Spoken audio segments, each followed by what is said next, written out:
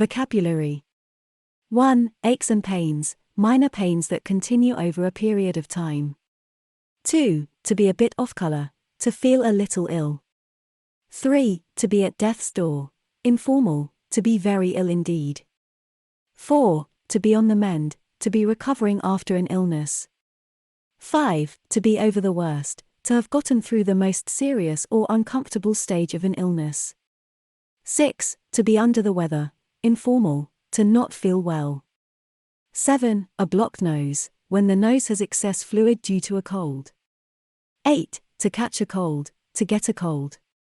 9. A checkup, a physical examination by a doctor.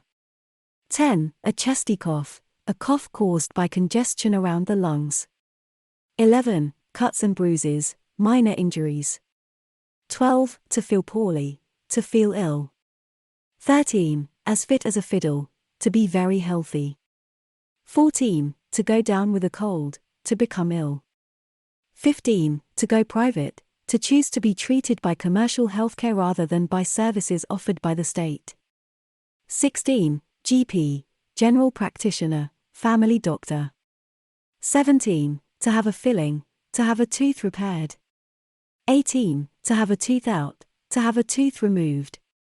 19. A heavy cold, a bad cold. 20. To make an appointment, to arrange a time to see the doctor. 21. To make a speedy recovery, to recover quickly from an illness. 22. To phone in sick, call work to explain you won't be attending work due to illness. 23. Prescription charges, money the patient pays for medicine authorized by a doctor. 24. To pull a muscle, to strain a muscle. 25. A runny nose, a nose that has liquid coming out of it.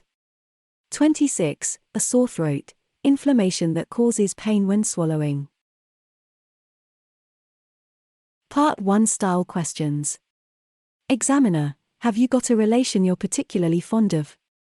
Yes, my granddad, he's 94 years old but generally he's as fit as a fiddle. We're very close and see each other a lot. Whenever he goes down with a cold or is under the weather I make a point of visiting him. Examiner, do you do any sport? Yes. I'm keen on skateboarding, but I haven't done it for a while. I had a bad fall recently and pulled a muscle and had a few cuts and bruises, but I'm on the mend and hope to be doing it again soon.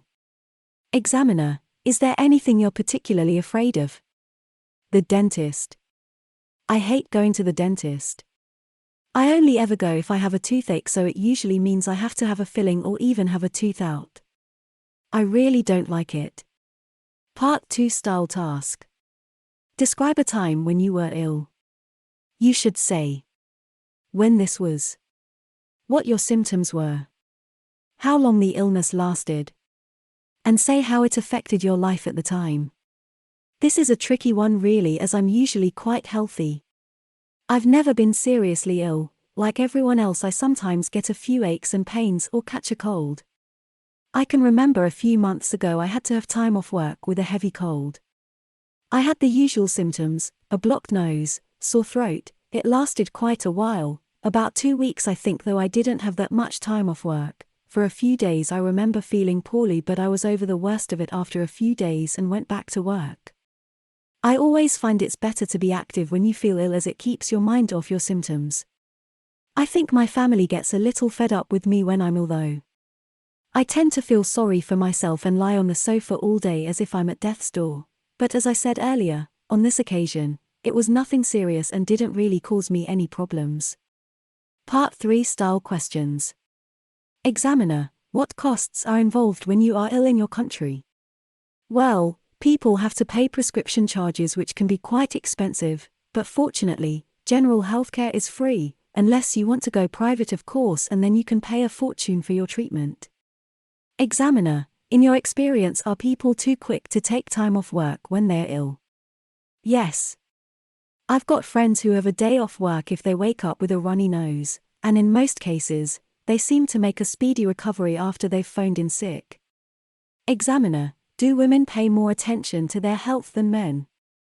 I think so, yes. Women are more likely to see their GP for a checkup if they're concerned about something, Men tend to avoid facing up to any health problems they have. My dad always seems to have a very chesty cough but refuses to go to make an appointment to see the doctor.